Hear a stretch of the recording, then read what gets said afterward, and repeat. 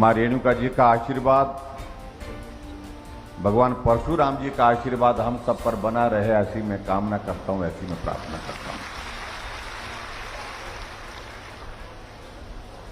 मैं क्षमा चाहूंगा कि हमारे मंच पर वरिष्ठ नेता आदरणीय डॉक्टर राजीव बिंदल जी, जो हमारे चुनाव प्रबंधन समिति के भी चेयरमैन बनाए गए हैं,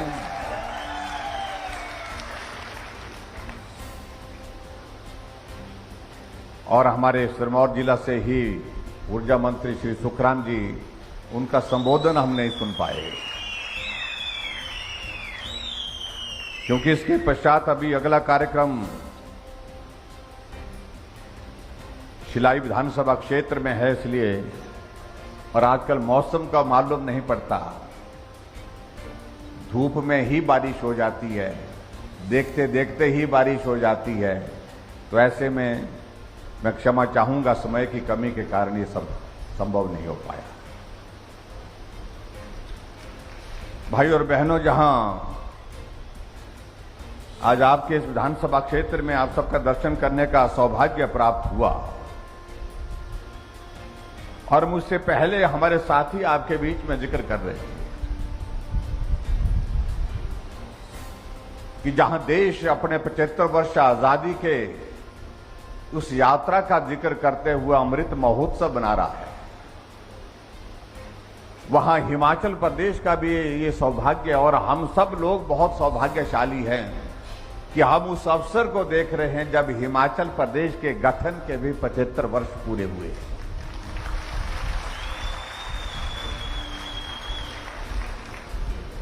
जब हिमाचल बना, बहुत सारे लोग यहां पर जो उपस्थित हैं वो इस दुनिया में नहीं थे, क्योंकि दुनिया में इसलिए नहीं थे क्योंकि हमारा आपका जन्म जो है उस दौर में हुआ ही नहीं था। लेकिन बहुत सारे कुछ वरिष्ठ लोग ऐसे भी होंगे जिन लोगों ने अपना वो भी दौर देखा है जब हिमाचल प्रदेश का गठन हुआ।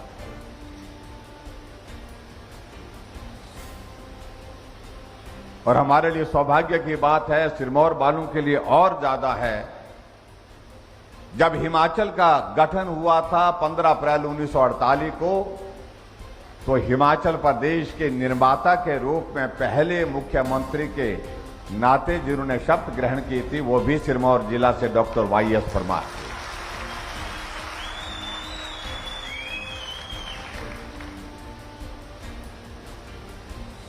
एक बहुत बड़ा योगदान रहा उनका। ये पहाड़ है, पहाड़ की पीड़ा अलग है, इस पीड़ा के लिए हमें अलग राज्य चाहिए। हमारी समस्याएं मैदान से हट करके हैं,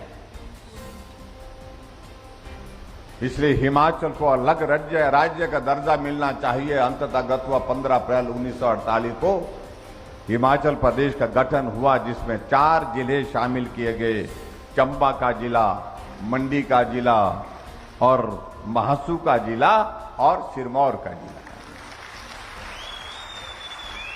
और इस नाते हमारा रिश्ता बहुत पुराना है, क्योंकि मंडी और सिरमौर हिमाचल प्रदेश का जो पुराना अस्तित्व था, यानी कि पुराना नक्शा था, तो उसमें शामिल था।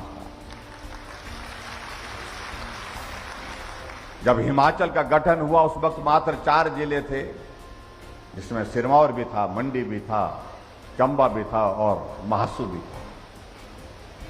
और बाद में आज जिलों की संख्या बढ़ते बढ़ते हिमाचल प्रदेश की जो जिलों की संख्या 4 से बढ़कर के 12 हो गई, क्योंकि बहुत सारा इलाका, चाहे वो कांगड़ा है, चाहे ऊना है, हमीरपुर है, बिलासपुर है, ये सारे जिले बाद में हमारे हिमाचल प्रदेश में पंजाब का हिस्सा हुआ करता था, तो ये बाद में हमारे हिमाचल प्रदेश के साथ जुड़े। और हिमाचल प्रदेश का गठन के पश्चात नया नक्शा जो बनकर के है, जो वर्तमान में हमारे सामने है। लेकिन मैं इसलिए इस बात को जिक्र कर रहा हूं, अभी आपने हमसे पहले, यहां आने से पहले डॉक्यूमेंट्री देखी होगी, जहां हिमाचल प्रदेश को उस यात्रा का जिक्र किया है। और आपने इस बात को भी देखा होगा कि उस डॉक्यूमेंट्री में हमने हकीकत को सबके सामने रखा है। जो भी नेतृत्व हिमाचल प्रदेश में रहा है हमसे पहले, 5 मुख्यमंत्री मुझसे पहले रहे हैं, उनको भी हमने इस डॉक्यूमेंट्री में सम्मान दिया है, स्थान दिया है, क्योंकि उनका भी बहुत बड़ा योगदान हिमाचल के विकास में रहा। डॉक्टर वाईएस परमार जो पहले मुख्यमंत्री थे, श्री शांता कुमार जी 2 बार हिमाचल प्रदेश के मुख्यमंत्री रहे, श्री वीरभद्र सिंह जी कई बार मुख्यमंत्री रहे, ठाकुर रामलाल जी मुख्यमंत्री रहे, श्री प्रेम कुमार धूमल जी 2 बार मुख्यमंत्री रहे। सबका अपना अपना योगदान निश्चित रूप से हिमाचल प्रदेश को आगे बढ़ाने में रहा है, इसलिए उनका अभिनंदन करना, उनका आभार व्यक्त करना, यह हमारा दायित्व भी बनता है।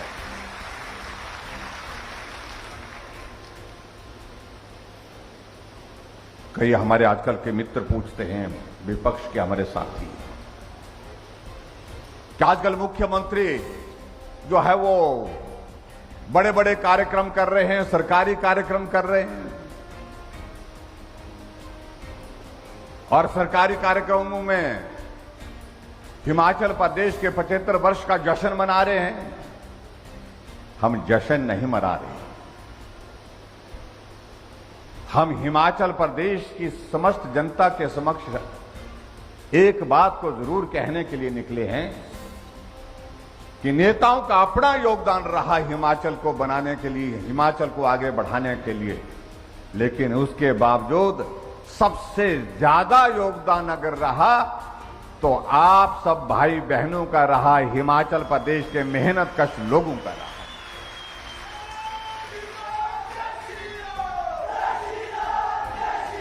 इसलिए मैं पूरे हिमाचल प्रदेश में निकला हूं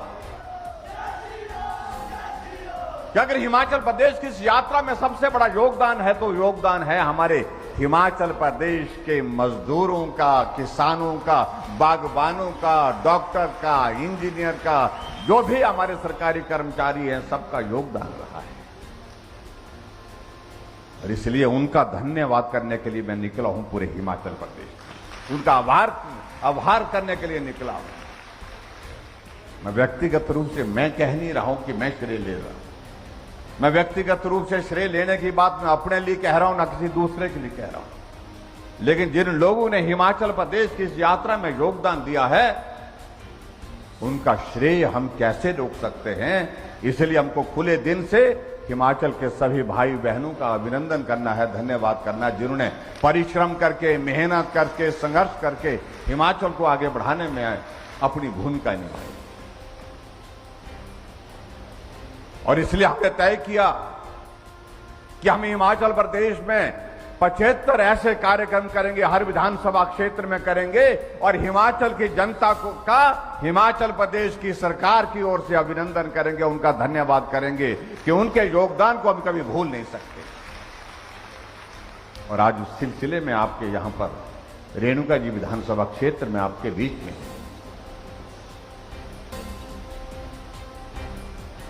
आप कल्पना करिए, जब हिमाचल प्रदेश बना था 1948 को, 15 अप्रैल को 11 लाख की आबादी उस वक्त थी। आज हिमाचल की आबादी 70 लाख से पार हो गई है, 72 लाख के करीब है। जब हिमाचल प्रदेश बना था उस वक्त हिमाचल प्रदेश की जो हमारी साक्षरता दर 4.8% थी, महिलाओं की साक्षरता दर तो 2% से कम थी, और आज हिमाचल प्रदेश की साक्षरता दर पूरे देश में सबसे ऊपर है, सबसे ज्यादा है। इसके लिए मैं आप सबको बहुत बहुत बधाई देना चाहता हूं।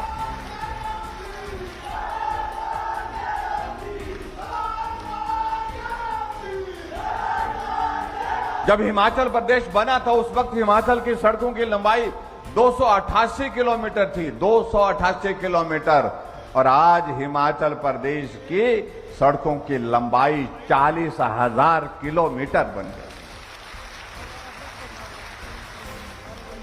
जब हिमाचल प्रदेश बना तो हिमाचल प्रदेश के अगर हम देखें कि प्रति व्यक्ति अगर आय का, एक व्यक्ति की आय औसतन आय कितनी थी? 240 रुपए थी। और आज हिमाचल प्रदेश में प्रति व्यक्ति आय 2 लाख से पार हो गई। हिमाचल लगातार आगे बढ़ा। हम इस बात से सहमत हैं कि हिमाचल प्रदेश भौगोलिक परिस्थितियों की दृष्टि से पहाड़ी प्रदेश, कठिन काम करना था, मुश्किल काम करना था यहां पर, लेकिन उसके बावजूद हिमाचल उन पहाड़ों को चीरते हुए आगे बढ़ा है। अगर हम सड़कों का हम जिक्र कर रहे हैं कि आज 40,000 किलोमीटर हिमाचल प्रदेश में सड़कों का निर्माण हुआ है, तो मैं ये भी कहना चाहूंगा उसमें सबसे बड़ा योगदान किसी व्यक्ति का रहा, किसी नेता का रहा है। वो योगदान देश के हमारे पूर्व में प्रधानमंत्री रहे अटल बिहारी वाजपेयी जी का रहा। 40,000 किलोमीटर में से 20,000 किलोमीटर से ज्यादा सड़कें प्रधानमंत्री ग्राम सड़क योजना के माध्यम से बनी है, जिसका पैसा, जिस योजना को अटल बिहारी वाजपेयी जी ने प्रधानमंत्री थे उस वक्त शुरू किया था, और उस योजना के अंतर्गत आज हिमाचल प्रदेश के गांव-गांव को सड़कें बन करके पक्की हो गई। देखिए, हम चाहे कहीं भी पहुंचे, लेकिन जिन लोगों का योगदान रहा है उनको हमको नहीं भूलना चाहिए। और मुझे अच्छी तरह से याद है जब प्रधानमंत्री ग्राम सड़क योजना का जिक्र, इस योजना की शुरुआत करने की बात आई थी, तो हमारे उस वक्त के प्रधानमंत्री देश के अटल बिहारी वाजपेयी जी ने कहा था कि मैं पूरे देश में घूमता, लेकिन मुझे बहुत पीड़ा होती है जब मैं अपने पहाड़ों में लोगों को देखता हूं, उनका जीवन बहुत कठिन है। पहाड़ चढ़ रहे होते हैं तो पीठ पर बोझ होता है, उतर रहे होते हैं तो भी पीठ पर बोझ होता है। और मैं अच्छी तरह से समझता हूं कि प्रदेश की आर्थिक परिस्थिति ऐसी नहीं है कि वो सभी गांव को सड़क बना सके। इसलिए उन्होंने कहा कि ये पीठ मैं महसूस करता हूं, ये मेरे देश के उन भाई बहनों की पीठ पर नहीं है, ये पीठ मैं अपनी पीठ पर महसूस करता हूं, ये बोझ मैं अपनी पीठ का महसूस करता हूं। इसलिए मैं सभी प्रदेशों में सड़कों को आगे तेज गति से बढ़ाने के लिए केंद्र से 60,000 करोड़ रुपए की लागत से प्रधानमंत्री ग्राम सड़क योजना की शुरुआत करता हूं। आप कल्पना करिए, एक प्रधानमंत्री ने पहाड़ में रहने वाले लोगों की पीड़ा को कितना नजदीकी से समझा।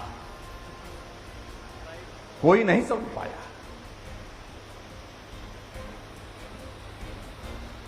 और आज हमारे लिए खुशी की बात है, आज हम गांव में जाते हैं,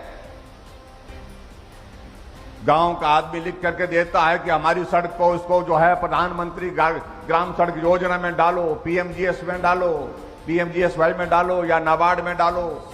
क्यों बोलते हैं? क्योंकि उनको मालूम है कि उसमें पैसा ज्यादा आता है, पैसा दिल्ली से आता है, प्रदेश सरकार पर उसका बोझ नहीं पड़ता है ज्यादा, तो इसलिए सड़क जल्दी बनेगी, ये उनको अच्छी तरह से पता है। हम कई तरह की बातों का जिक्र कर सकते हैं।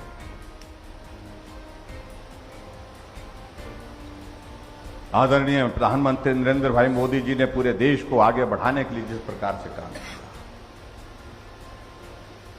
हमारे लिए सौभाग्य की बात है कि पूर्व में प्रधानमंत्री चाहे अटल बिहारी वाजपेयी जी रहे, चाहे वर्तमान में हमारे देश के यशस्वी प्रधानमंत्री नरेंद्र भाई मोदी जी हैं, जब हिमाचल आते हैं तो बहुत भावुक होकर के इस बात को बोलने के लिए वो नहीं रुक पाते हैं कि जब भी हम हिमाचल आते हैं तो ऐसा लगता है कि हम अपने घर आए हैं। एक रिश्ता, भावनात्मक रिश्ता, ये सबसे ज्यादा अगर हिमाचल के साथ रहा तो हमारे दो प्रधानमंत्रियों का, वर्तमान प्रधानमंत्री जी का तो है ही, और अटल बिहारी वाजपेयी जी का भी था।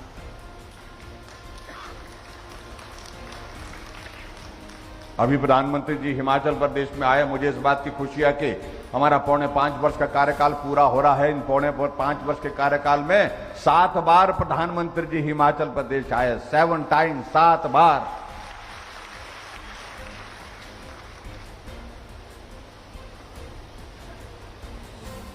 और जब हिमाचल आए तो हिमाचल आकर के लोगों के साथ अपनी भावना को किस प्रकार से व्यक्त किया। अभी हाल ही में केंद्र सरकार के 8 वर्ष का कार्यकाल पूरा हुआ तो प्रधानमंत्री जी ने कहा कि मैं शिमला के रिज के मैदान से पूरे देश के संदेश दूंगा, देश को संबोधित करूंगा शिमला के रिज के मैदान में पहुंचे।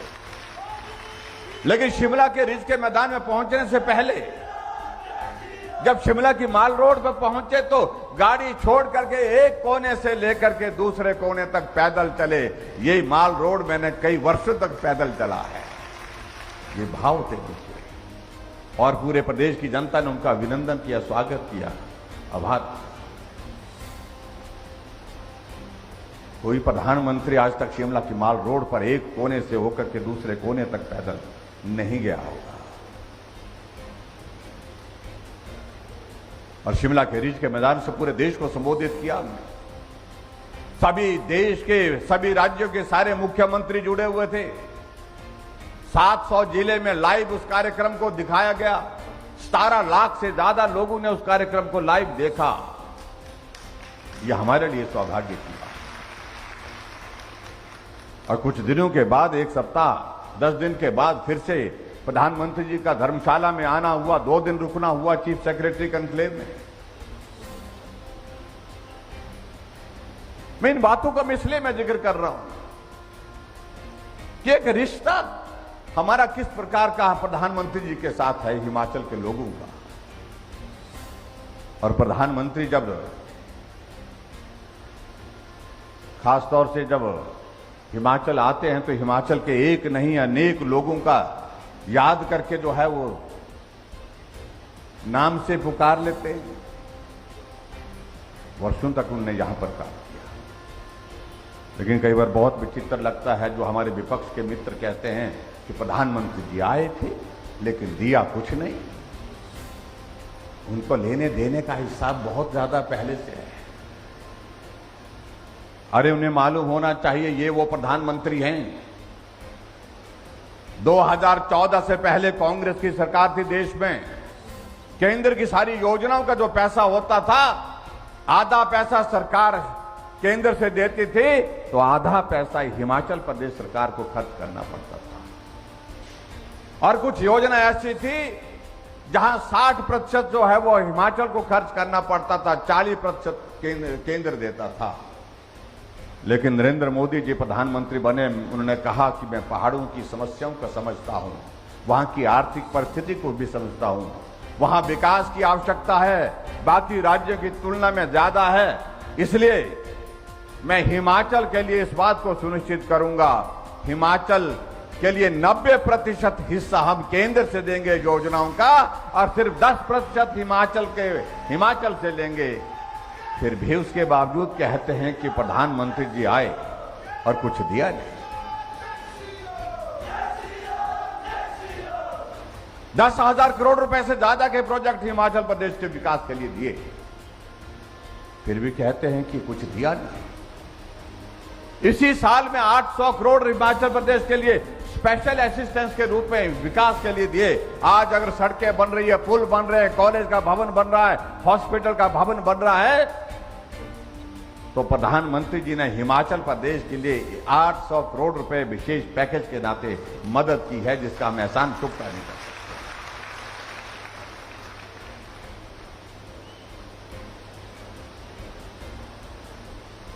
कोविड का संकट आया, जब ऐसा संकट था हमारे सामने, मालूम नहीं क्या होने वाला है। अब आज हमारे कई मित्र कांग्रेस के हमसे प्रश्न पूछते हैं कि ये नहीं हुआ, वो नहीं हुआ। इतना बड़ा संकट देश और दुनिया के सामने था, उसमें भी राजनीति करते रहे। मैं मुख्यमंत्री के नाते पहली बार इस जिम्मेवारी का निर्वहन कर रहा हूं, लेकिन किसी भी मुख्यमंत्री को इतने कठिन दौर में से गुजरना नहीं पड़ा जिस दौर से हम गुजरे हैं। 2.5 लाख लोग मेरे हिमाचल के रहने वाले देश के दूसरे कोनों में फंस गए, दूसरे शहरों में फंस गए थे। ऊपर से कोविड का दौर, लॉकडाउन, लेकिन हमने 2.5 लाख लोगों को, एक एक आदमी को घर तक पहुंचाने में मदद करी। हिमाचल के हमारे बच्चे राजस्थान के कोटा में पढ़ने के लिए गए थे, कोचिंग के लिए गए थे। 1 महीना हो गया बच्चों को उस संकट में, बाहर ढाबे, रेस्टोरेंट सब कुछ बंद, खाने का सामान मिल नहीं रहा था। बच्चों ने वीडियो भेज करके मुझे कहा कि हमको किसी तरह से यहां से निकाल करके ले चलो, हमें घर पहुंचाओ। बच्चों के मां बाप हमको मिलने आया, हमारे बच्चों को हमारे यहां घर तक पहुंचाने का इंतजाम करो। मैंने HRTC की 50 बसें यहां से रवाना की कोटा में, और कोटा से उन बच्चों को बसों में ला करके घर तक छोड़ा। जो कह रहे हैं कि हमने कुछ नहीं किया, मैं कभी सोच नहीं सकता कि हिमाचल के नौजवान, 5000 नौजवान गोवा में काम करते हैं, होटल में, ढाबों में, रेस्टोरेंट में। जब कर्फ्यू लग गया, जब वहां पर लॉकडाउन लग गया, उस हालात में वहां बच्चों ने वीडियो बना करके भेजा कि हम यहां पर इस संकट में फंसे हुए हैं, सारे रेस्टोरेंट बंद हो गए हैं। होटल के मालिकों ने, रेस्टोरेंट के मालिकों ने कह दिया कि आप अपने घर चले जाओ, लेकिन घर जाएं कैसे? हमने 5 ट्रेनें लगाई, गोवा से स्पेशल ट्रेनें लगाई, और स्पेशल ट्रेनों में उन बच्चों को वहां से ला करके घर तक पहुंचा। बच्चे मुंबई फंसे, बेंगलोर में फंसे थे, दिल्ली में फंसे थे, सबको घर तक पहुंचाने का काम। हमने कहा कि एक भी बच्चा हमारा संकट में ऐसा नहीं होना चाहिए जो अपने परिवार, ऐसे संकट की घड़ी में अपने परिवार से अलग हो।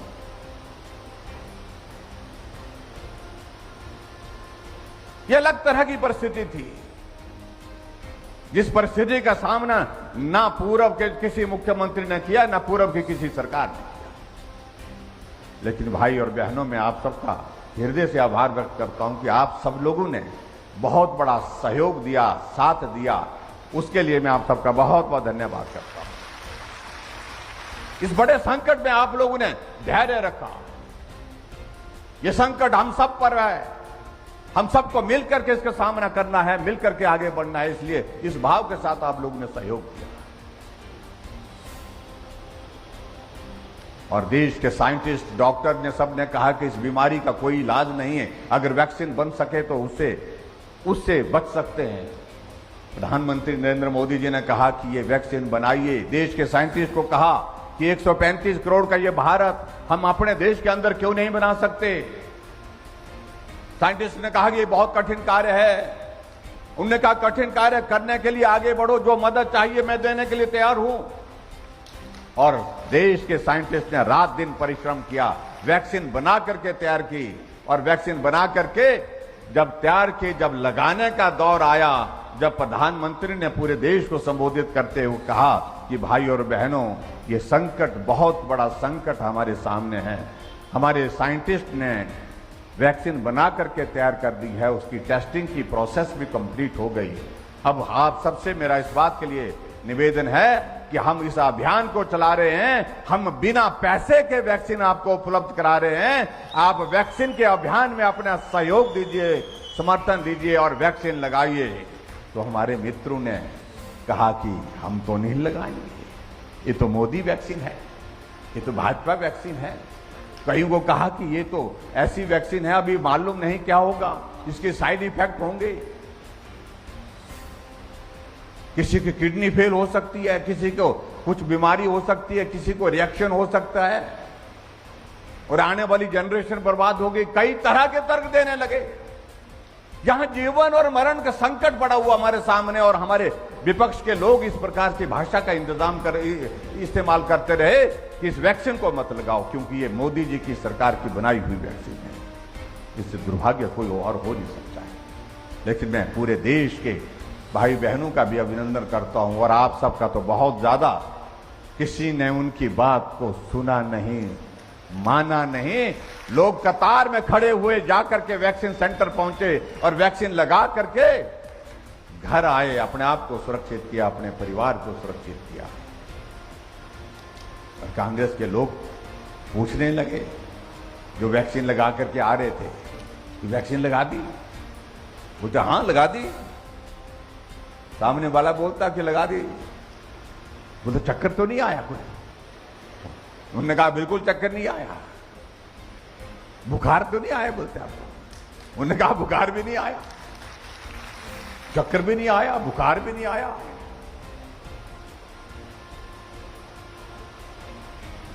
तब उनको लगा ये सब लोग लगा रहे हैं, अब हम बच गए। फिर चुपचाप वैक्सीन सेंटर में निकल गए, मास्क पहन करके, फिर वैक्सीन लगा करके आ गए।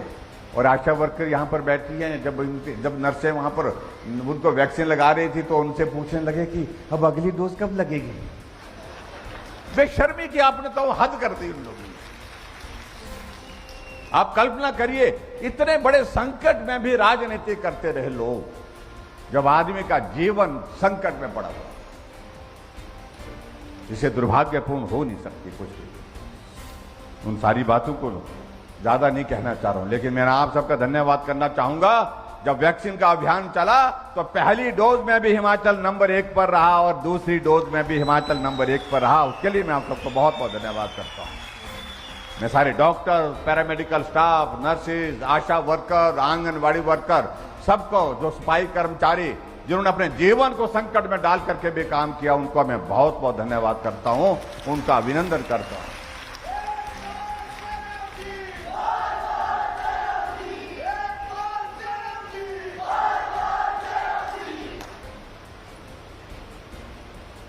भाई और बहनों, आप सबके आशीर्वाद से हिमाचल प्रदेश की हमारी सरकार का कार्यकाल 4.5 वर्ष का पूरा हो गया। और मुझे इस बात की खुशी है कि हम मिलकर के चले, आगे बढ़े, और आप सबका बहुत सहयोग मिला। उसके लिए मैं आपके एहसान को कभी भूल नहीं सकता। हमने हिमाचल प्रदेश के समग्र विकास के लिए प्रयत्न किया है। हर जगह विकास हो, हर जगह काम हो, हर जगह। और आपके इस विधानसभा क्षेत्र में भी हमने विकास की दृष्टि से, मुझसे पहले मेरे साथी कह रहे थे, कहीं कमी नहीं छोड़ी। भले ही विधायक मेरे दल का है या ना है, लेकिन फिर भी हमने इस विधानसभा क्षेत्र में भी विकास के काम को कभी नहीं रोका। ज्यादा से ज्यादा मदद करने की कोशिश की। मैं दावे के साथ कह सकता हूं कि पूरा में जो सरकार रही, उस सरकार से भी ज्यादा कार्य हमने इस विधानसभा क्षेत्र में किया। आपके यहां पर डिग्री कॉलेज की बात थी, नौराधार में डिग्री कॉलेज हमने दिया। ITI जो है आपकी धाटीधार में हमने दिया। एक और ITI आप लोगों ने कहा कि सैंडधार में चाहिए, सैंडधार में ITI दिया।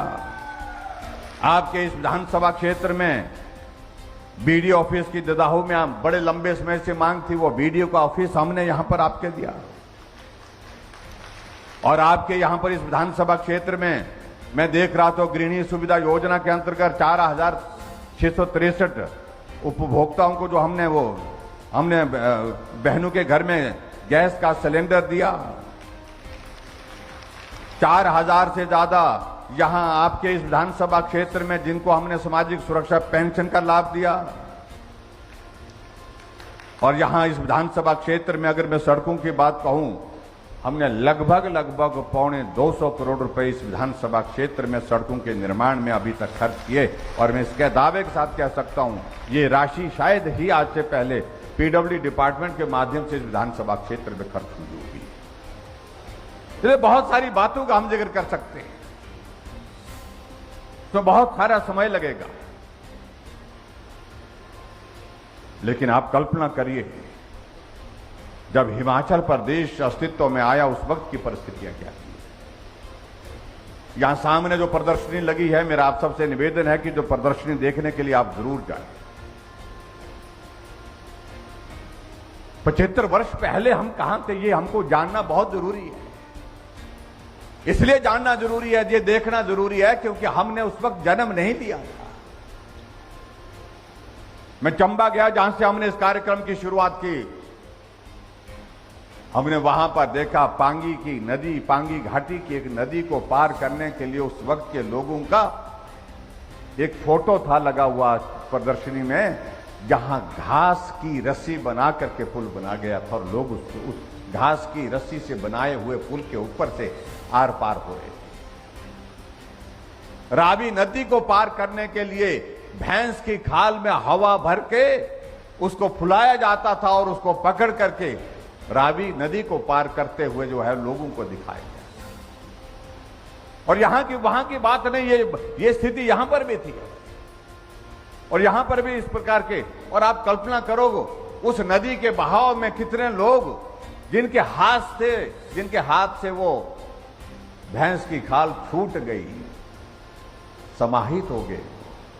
अनगिनत लोग ऐसे जिनका जीवन चला गया, रास्ता कोई और था नहीं जाने का, आने का। तो इसलिए कितना कठिन जीवन रहा होगा आप कल्पना कर सकते हैं। आज हम देख रहे हैं कि हम पुल बना रहे हैं, हम सड़कें बना रहे हैं, हमारे पास हॉस्पिटल के भवन बन रहे हैं, करोड़ों रुपए की लागत से पुल, हमारे स्कूल के भवन बन रहे हैं। तो स्वाभाविक रूप से विकास को बहुत गति मिली है। इन 4.5 वर्ष के कार्यकाल में हिमाचल प्रदेश में हमने काम करने की कोशिश की और हमने पहले दिन से शुरुआत की है। हम कई बार बीच में जिक्र करते हैं, हमारे साथी भी जिक्र करते हैं, यहां भी नारा लगा रहे थे कि सरकार नहीं रिवाज बदलेंगे। इस बात का हम जिक्र कर रहे हैं तो हमारी परेशानी हो रही है हमारे मित्रों को कि रिवाज बदलने की बात क्या कह रहे हैं।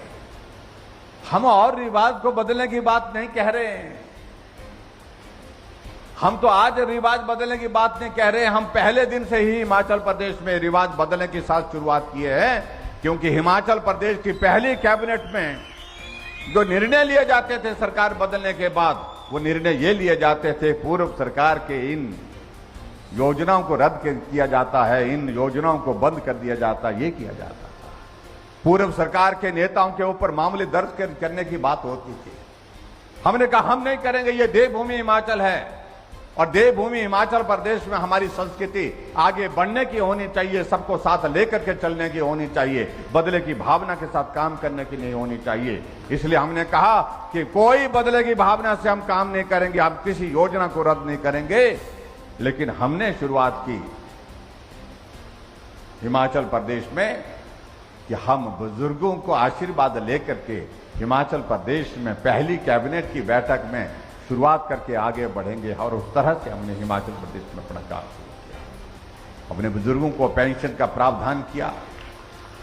वो हमसे पूछते हैं कि ये तो हम देते थे, अरे तुम 4 लाख लोगों को पेंशन हिमाचल प्रदेश में देते थे, हम 7.5 लाख लोगों को हिमाचल प्रदेश में पेंशन दे रहे हैं। तुम 400 करोड़ रुपए खर्च करते थे पेंशन पर हिमाचल प्रदेश में, हम 1300 करोड़ रुपए हिमाचल प्रदेश में खर्च करते हैं। बुजुर्गों के प्रति सम्मान का भाव।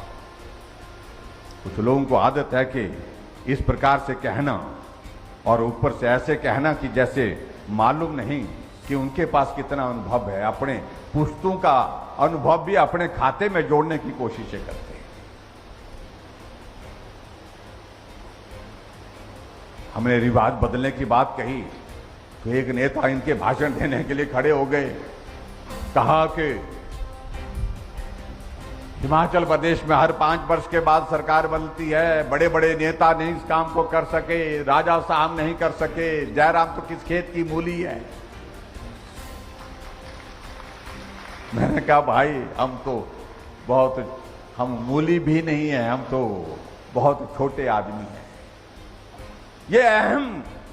ये देवभूमि की संस्कृति नहीं है, ये हिमाचल प्रदेश की संस्कृति नहीं है।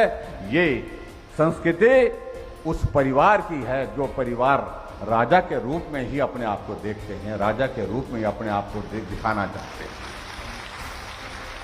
मेरा पूरा में रहे वीरभद्र सिंह जी के प्रति पूरा सम्मान है। मैं कभी भी जिंदगी में उनके खिलाफ नहीं बोला। ठीक है, पार्टी की बात अपनी होती थी, हमारी अपनी होती थी, लेकिन फिर भी उसके बावजूद जब इस तरह की बात कही जाए कि किस खेत की मूली है, तो मैं इतना ही कहना चाहता हूं, मुझे तो किसी खेत की मूली मत मानिए, मैं तो छोटा आदमी हूं। लेकिन इतना मैं जरूर कहना चाहता हूं कि सारे बड़े काम बड़े लोग नहीं करते हैं, कुछ काम छोटे लोग भी करते हैं।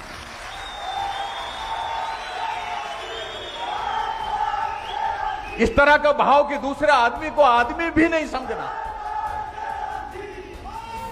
ये संस्कृति, ये संस्कार इस देवभूमि हिमाचल प्रदेश का नहीं हो सकता है।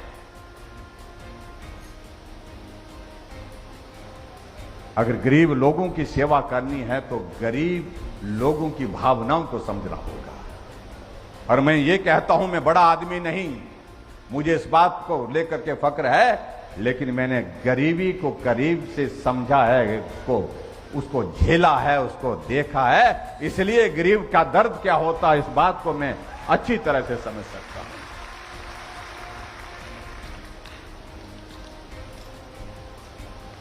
एक आदमी बीमार होता है, उसका इलाज के लिए पैसे नहीं होते। जो लंबे लंबे समय तक सत्ता में रहे, जो बड़े बड़े आदमी जिनको कहा जाता है, उनको वो दर्द कभी समझ नहीं आया है। तो गरीब आदमी का इलाज कैसे होगा जब उसके पास पैसे नहीं होंगे, जिस पर लाखों रुपए खर्च हो जाएगा, कोई बीमारी ऐसी बन जाए। हमने हिमाचल प्रदेश में सरकार बनने के पश्चात मैंने अधिकारियों से पूछा, मैंने कहा गरीब आदमी अगर बीमार हो जाए, उसका इलाज करना हो तो क्या कैसे कर सकते हैं? तो सर कोई ऐसी कोई योजना नहीं है। हमने कहा अगर बनानी हो तो क्या करेंगे? बोलते सर बहुत पैसा लगेगा। हमने कहा आदमी की जिंदगी से और महत्वपूर्ण क्या चीज हो सकती है, क्या कीमती चीज हो सकती है? इससे कीमती कोई चीज हो नहीं सकती है। हमने निर्णय किया कि हम हिमाचल प्रदेश में हम अपनी योजना शुरू करेंगे। आदरणीय प्रधानमंत्री नरेंद्र भाई मोदी जी ने आयुष्मान भारत शुरू की। आयुष्मान भारत शुरू करने के बाद पूरे देश भर में गरीब लोगों का इलाज 5 लाख रुपए तक का हेल्थ कवर उस योजना के अंतर्गत दिया गया। और हिमाचल के भी 1,38,000 लोग उस योजना के अंतर्गत आए। हिमाचल प्रदेश के लगभग 20 लाख, 1,38,000 ने 20 लाख के लगभग उसके कवर में आए। लेकिन आबादी तो 70 लाख से पार हो गई। हमने कहा 50 लाख लोगों का इलाज कैसे होगा? हमने कहा हम योजना बनाएंगे इसके लिए। प्रदेश सरकार से योजना बनाई, मुख्यमंत्री हिम केयर योजना बनाई और 5 लाख रुपए का हेल्थ कवर जो है हिमाचल प्रदेश के सभी भाई बहनों को दिया। और आज कोई आदमी अगर गरीब आदमी बीमार हो जाता है, उसकी जेब में अगर पैसे नहीं होते हैं तो हिम केयर का कार्ड ढूंढ करके वो जेब में डाल करके अपने इलाज करने के लिए जाता है। बड़े बड़े लोग जो बार बार रहे, कई बार रहे, वो इस काम को नहीं कर पाए क्योंकि उनको मालूम नहीं होता था कि गरीब आदमी अगर बीमार हो जाए तो उनका इलाज करने के लिए उनके पास पैसे न हो तो क्या क्या परिस्थिति उनके सामने। इसलिए कई बार छोटा बनना बहुत आवश्यक है, छोटा होना बहुत लाभदायक होता है। और मैं इस बात के लिए अपने आप को सौभाग्यशाली मानता हूं, छोटा होकर के छोटे लोगों के, गरीब लोगों की पीड़ा को मैं समझ सकता हूं।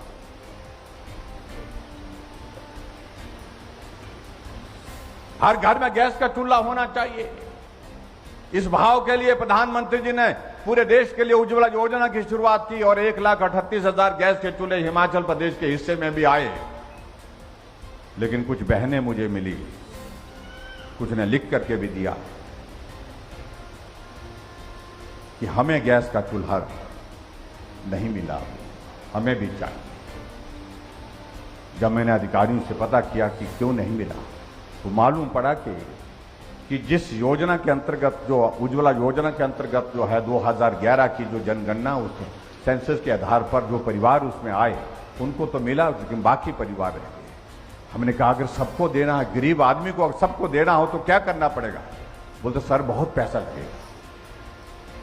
हमने कहा जितना भी पैसा लगेगा, लेकिन मेरा हिमाचल का कोई परिवार ऐसा नहीं रहनी, कोई बहन, कोई मां ऐसी नहीं रहनी चाहिए जिसमें घर में गैस का चूल्हा ना हो। हमने शुरुआत की हिमाचल प्रदेश में गृहिणी सुविधा योजना की शुरुआत की। 3,34,000 गैस के चूल्हे घर घर में पहुंचाए, हर घर में पहुंचाए। और पूरे देश में हिमाचल पहला राज्य बना जहां हर घर में गैस का चूल्हा पहुंचाया। जो लोग बड़े थे वो नहीं समझ पाए कि गरीब के घर में भी गैस का चूल्हा होना चाहिए। इस बात को समझ सकता था तो गरीब आदमी समझ सकता था, छोटा आदमी समझ सकता था। इसलिए मुझे समझाने के लिए वक्त नहीं लगा, मैं अपने आप ही समझ गया कि गरीब आदमी की परिस्थिति इस प्रकार की होती है, उसके लिए ये काम करना है और करके छोड़ना है, और हमने करके दिखाया। ये मैं कहना चाह रहा हूं, ये अंतर है सोच। हमने हिमाचल प्रदेश के ऐसे बीमार लोग जिनको ऐसी बीमारी लग गई जो अपना काम नहीं कर सकते हैं, ऐसी बीमारी लग गई, किसी को ब्रेन हेमरेज हो गया, पैरालिसिस हो गया, एक्सीडेंट हो गया, किडनी फेल हो गई, कैंसर हो गया, जिंदा तो हैं लेकिन बिस्तर पर पड़े। हमने कहा सारे के सारे ऐसे परिवारों का रजिस्ट्रेशन किया जाए, और जो भी परिवार, जो भी व्यक्ति इस तरह का है, उसको हम सहारा योजना के अंतर्गत लाएंगे। हमने सहारा योजना शुरू की, हर महीने 3,000 रुपए 20,000 लोगों के खाते में हम डाल करके उनकी मदद कर रहे हैं। ये वही व्यक्ति समझ सकता है जो छोटा है, जो छोटा होकर के उन आदमी के करीब जाकर के समझ सकता है। हमने गरीब के करीब रह करके काम करने की कोशिश की। एक बेटी जो बीपीएल परिवार की है, जब उसकी शादी की बात आती है, मां बाप की भी भावनाएं होती है, वो भी चाहते हैं कि बेटी बड़ी हो गई, दूसरे घर में बसनी चाहिए, जानी चाहिए, इसका भविष्य वहां होगा। लेकिन भावनाओं को अपने दिल में समेट करके, क्योंकि उसकी विदाई का समारोह करने की स्थिति में भी नहीं हो पाते हैं गरीब होने के कारण। हमने कहा ऐसे गरीब परिवार की बेटियों के लिए मदद करने का रास्ता क्या हो सकता है, थोड़ा, ज्यादा नहीं तो थोड़ा करेंगे।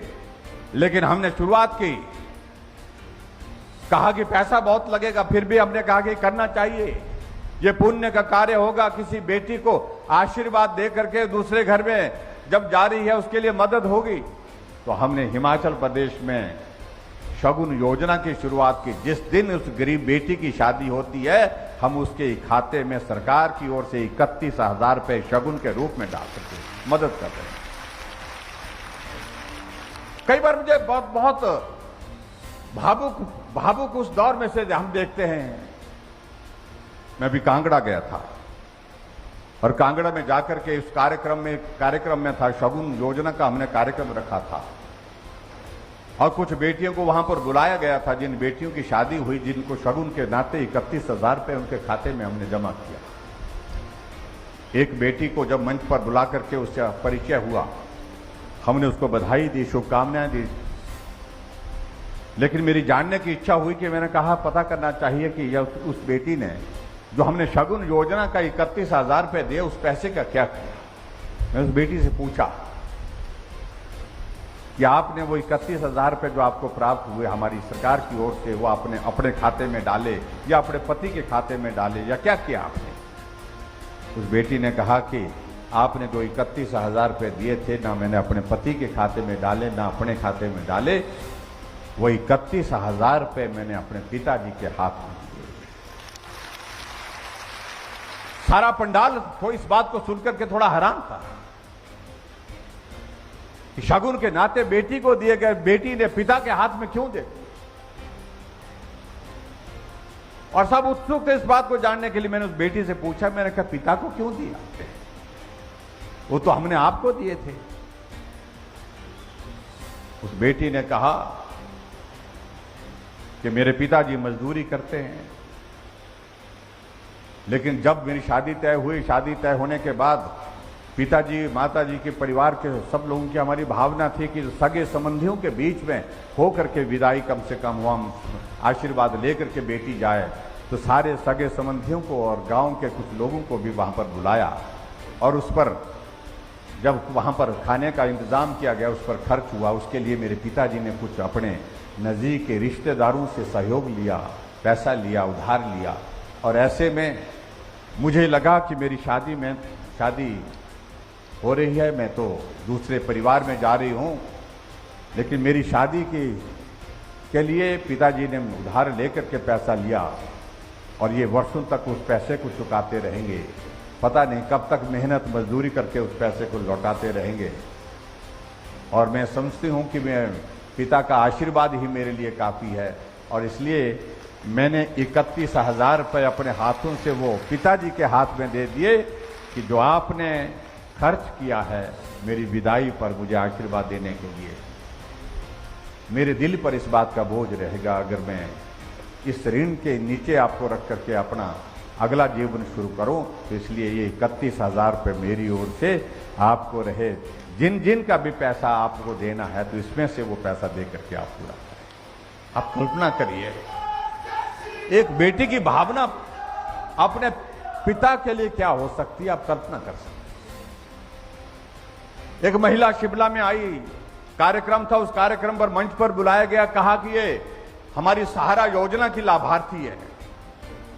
मुझे जानने की इच्छा हुई तो मंच पर से उस व्यक्ति ने कहा कि उस कहानी को सुनाया, उस महिला को वहां पर मंच पर बुला करके कि इस महिला की शादी हुई, पहली संतान पैदा हुई तो वो बच्चा जो है वो हैंडीकैप निकला।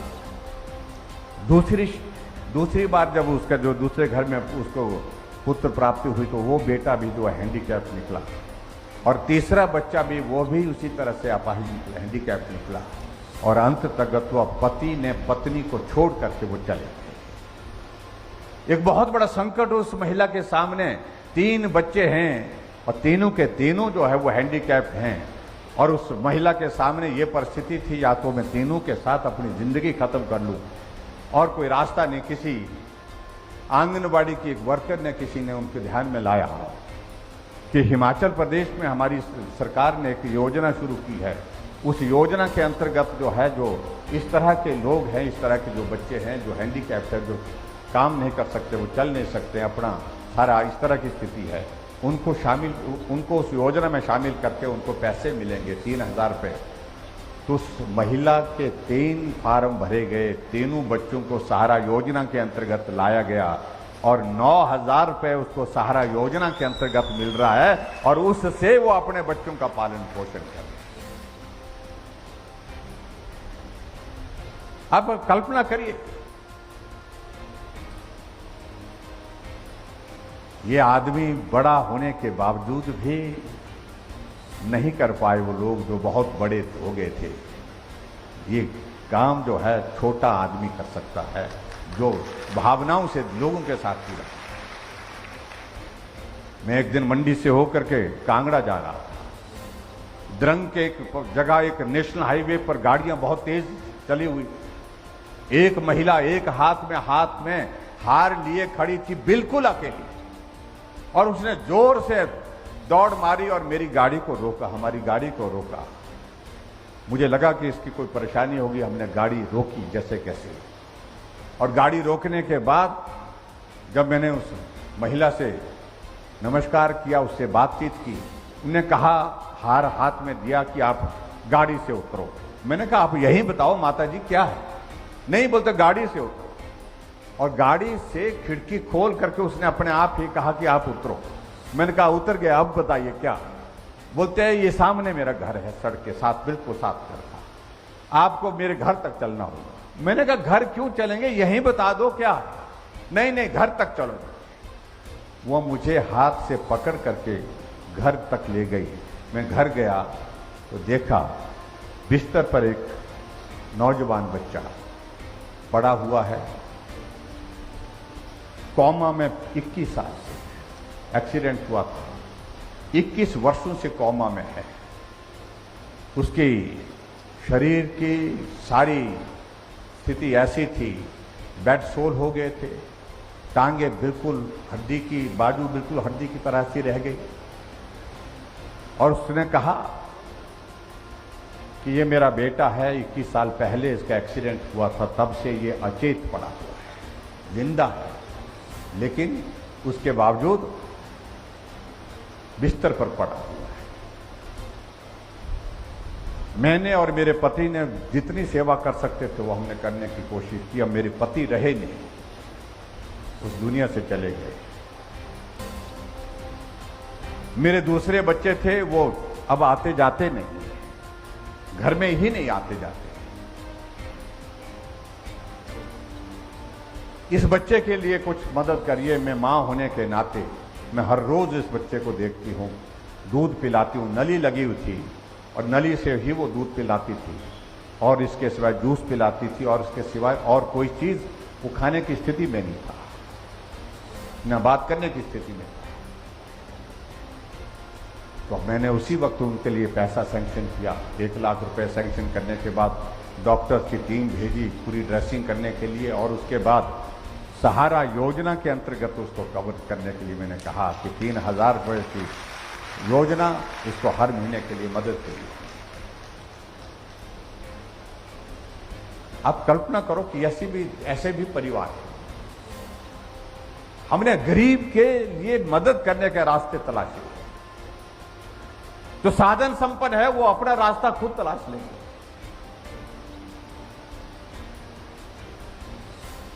यह अंतर है जिस अंतर को समझने और समझाने की आवश्यकता है। भाई और बहनों, मैं आज के इस कार्यक्रम में मैं बहुत सारी चीजों का जिक्र करूं, मैं समझता हूं वो उचित नहीं। महिला यहां पर बैठी हैं।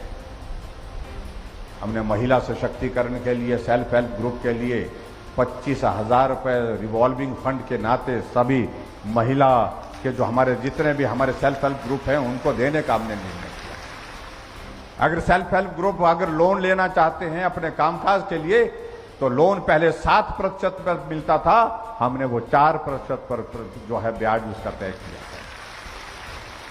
और आने जाने के लिए हमने कहा कि महिलाएं अब घर के अंदर नहीं घर के बाहर भी जाती हैं, इसलिए हमने महिलाओं के लिए हमने तय किया कि महिलाएं हमारी आबादी का आधा हिस्सा है और इसलिए बसों में आने जाने का किराया भी आधा लिया जाएगा, ये भी हमने तय किया। और इस पे तो मेरा पुरुषों से भी निवेदन है कि आप भी तालीम जाओ, क्योंकि आपको भी लाभ मिला इसमें, क्योंकि बटुआ तो आपका ही खुलता है। कई पुरुषों ने तो बड़ा एतराज किया कि महिलाओं के लिए आपने ये कर दिया, हमारे लिए आपने कुछ नहीं किया। और ऐसे में कुछ लोगों ने नाराजगी जाहिर की। हमने कहा भाई आप लोगों को 20 में लाभ हुआ, बोलता हमको कैसे लाभ हुआ। मैंने कहा महिला जब जाती है आती है तो बटुआ तो आपका ही खुलता होगा मेरे ख्याल से। बोलता हाँ वो तो है। तो मैंने कहा कितना खुलता, आधा खुलेगा वो। बोलता हाँ वो तो है। तो मैंने कहा इसलिए तालीम जाओ भाई सारे लोग। जब हमने महिलाओं के लिए निर्णय किया तो कहने लगे मुफ्त खोर बना दिया। बोलता उनको अरे मुफ्त खोर नहीं बनाया, उनको हमने सशक्त करने के लिए निर्णय लिया है ताकि हमारी माताएं बहनें घर से बाहर जा सकें, काम कर सकें। जिनके पास पैसा कम होता था वो भी काम के लिए घर से बाहर निकल करके अपने परिवार के लिए जो है वो भरण पोषण के लिए इंतजाम कर सके। ये भाव हमारा रहा है। और हिमाचल प्रदेश में एक और निर्णय लिया। हमने कहा हिमाचल प्रदेश में पानी जो है, पानी पिलाना तो पुण्य होता है, पुण्य का काम होता है। हम किराया लेते थे नलके का। हमने तय किया कि ग्रामीण क्षेत्रों में जितने भी नलके लगे हैं हम कोई किराया नहीं लेंगे। हमने बिना पैसे के हर घर में नल लगा दिया, हर घर में नल से शुद्ध जल जा रहा है। और आगे बढ़कर के हमने और निर्णय लिया कि हिमाचल ऊर्जा राज्य के रूप में जाना जाता है, और ऊर्जा राज्य के रूप में जब जाना जाता है हम बिजली पंजाब को, हरियाणा को, दिल्ली को, राजस्थान को, नेशनल ग्रिड को हम बेचते हैं। क्यों ना हम हिमाचल प्रदेश के उन जो गरीब लोग हैं, गरीब से थोड़ा ऊपर हैं, थोड़ा मध्यम वर्ग में वो ऐसे लोग हैं, उनके लिए क्यों मदद ना करें। हमने तय किया कि 125 यूनिट तक हम कोई किराया नहीं लेंगे, कोई बिल नहीं लेंगे। आप लोगों ने देखा होगा कि पिछले 2 महीने से लट्टू तो जल रहा है लेकिन किराया नहीं आ रहा है, जीरो किराया है, जीरो बिल आ रहा है।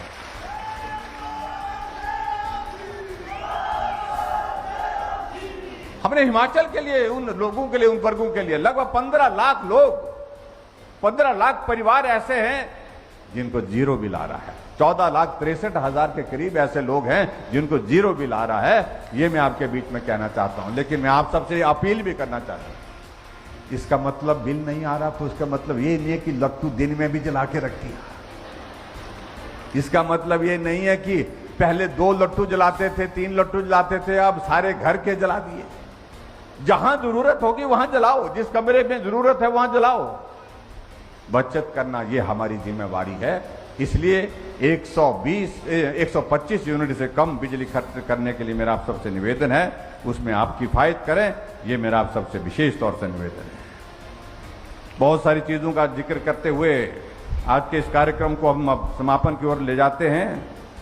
हमने तय किया कि ऐसे कार्यक्रमों में हम आपकी बार हमने घोषणाएं नहीं करने का निर्णय किया। हम नहीं कर रहे हैं घोषणाएं।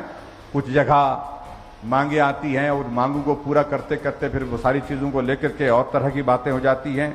लेकिन यहाँ में एक विशेष तौर से एक जिक्र आया है कि एक राजकीय वरिष्ठ माध्यमिक पाठशाला कुर्ला खड़क का नाम जो है शहीद प्रशांत ठाकुर, सेना मेडल जिनको मिला है, जिनकी शहादत जो है 17/8/2020 को जम्मू कश्मीर के बारामूला में आतंकी मुठभेड़ में वो शहीद हुए थे, उन्हें अपने जीवन की कुर्बानी दी। तो मैं इस स्कूल का नाम जो है शहीद प्रशांत ठाकुर के नाम पर रखने की घोषणा करता हूं, उनको श्रद्धांजलि देता हूं और उनके परिवार को ईश्वर इस दुख को सहन करने की भी शक्ति दे, ऐसी भी मैं प्रार्थना करता हूं। बाकी कुछ लोगों को यहाँ पर बातें कही हैं। कुछ स्कूल, एक बांदल सुराग करके स्कूल है, उसको 10वीं कक्षा तक करने की बात कही है। ढाल पलियारा का एक मिडिल स्कूल है, उसको 10वीं तक करने की बात कही है। मायना बाग का 10वीं से 12वीं करने की बात कही है। मलोना में आयुर्वेदिक डिस्पेंसरी की बात कही गई है। इन सारी बातों को लेकर के जो नेतृत्व तो यहाँ पर बैठा है उनके साथ मैं चर्चा करूंगा, उसका भी रास्ता निकालूंगा। ये मैं आपके बीच में कहना चाहता हूं, उसका कोई समाधान निकालूंगा। बाकी रही बात भाई सिरमौर वालों,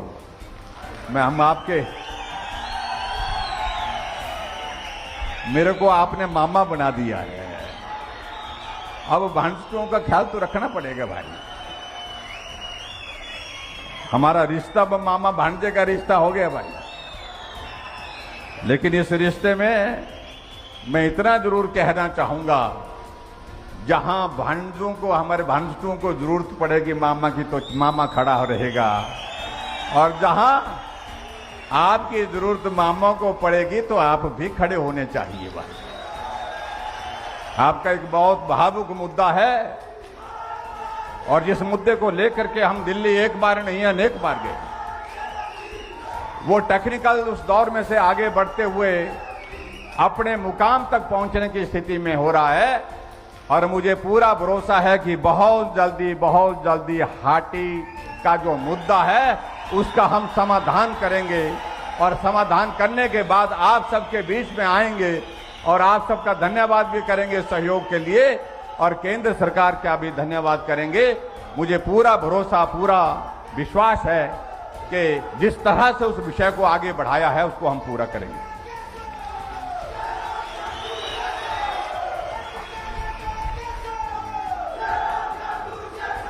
और मैं ये भी कहना चाह रहा हूं कि कुछ बातों को लेकर के उसमें बड़ी टेक्निकल चीजों में उलझाने की बातें आ रही हैं। अनुसूचित जाति के भाई और बहनों को मैं यही कहना चाहूंगा कि हमारा भाव, हमारा प्यार आपके प्रति वैसा ही है। आपकी भावनाओं को ठेस नहीं पहुंचने देंगे। आपकी मांगों को लेकर के जो मुद्दे हैं उनको भी यथावत रखने का जो है हमारा उसमें प्रण है कि उसी तरह से आपके हकूक यानी कि आपके अधिकार उसी रूप में कायम रहें। इस बात को भी हम सुनिश्चित करने की पूरी कोशिश कर रहे हैं ताकि आपकी भावनाओं को के अनुरूप हम सब मिलकर के आगे चल सके, मिलकर के साथ काम कर सकें। यही मुझे आप सबके बीच में कहना है। आज के इस कार्यक्रम में आप सब बड़ी संख्या में यहाँ पर आए, बड़े जोश के साथ और जुनून के साथ यहाँ पर पहुंचे। आप सबका बहुत बहुत धन्यवाद। और आने वाले समय में मैं इतना जरूर कहना चाहता हूं कि हमारे यहाँ मंच पर हमारे सब साथी बैठे हैं और उन सब साथियों की बात आपने सुनी और उन सब साथियों की बात सुनने के साथ साथ में मैं ये जरूर कहना चाहूँगा, चाहे हमारे यहाँ पर मंच पर हमारे वरिष्ठ नेता बैठे हैं और जिनको समय नहीं मिला उनसे मैं क्षमा भी चाहूँगा, और साथ साथ में यहाँ के इस विधानसभा क्षेत्र का जो नेतृत्व बैठा है, बलवीर जी बैठे हैं, नारायण जी बैठे हैं और यहाँ पर रूप सिंह जी बैठे हैं, सब मिलकर के काम करेंगे और अब की बार इस विधानसभा क्षेत्र से भारतीय जनता पार्टी को विजय दिलाएंगे। यही मेरा आप सबसे निवेदन है और आप सबका सहयोग चाहिए, सबका आशीर्वाद चाहिए। और हिमाचल प्रदेश में मैं इतना जरूर कहना चाहता हूँ अभी मैं खबर देख रहा था आते आते, कांग्रेस पार्टी के जो बहुत वरिष्ठ नेता गुलाम नबी आजाद आज पार्टी छोड़ करके पार्टी की प्राथमिक सदस्यता सभी पदों पर जो जहां भी थे उन सभी पदों से उन्हें त्याग पत्र दे दिया। ये क्या हो रहा है, क्यों हो रहा है, ये सोचने का विषय उस पार्टी का है जो पार्टी पूरे देश में रसातल की तरफ जाती जा रही है, जिसका पूरा भविष्य समाप्त हो गया पूरे देश भर में। जो कहते हैं कि हम सत्ता में आएंगे, अरे सत्ता में आने की बात तो छोड़िए, आप जरा थोड़ा पांच प्रदेशों में जब हाल ही में चुनाव हुए, क्या हुआ आपके उत्तर प्रदेश में, जहां 400 से ज्यादा सीटें हैं, 367 सीटों पर उस पार्टी की जमानत जब्त हो जाती है। परिणाम निकलता है तो 400 में से 2 सीटें आती हैं। यहां उत्तराखंड में फिर भाजपा की सरकार बन गई, तो ठीक बोल रहे हैं हम कि रिवाज बदल गया, पूरे देश भर में रिवाज बदल गया। उत्तर प्रदेश में भी यही होता था, 5 वर्ष के बाद सरकार बदल जाती थी, लेकिन अब की बार रिवाज बदल गया।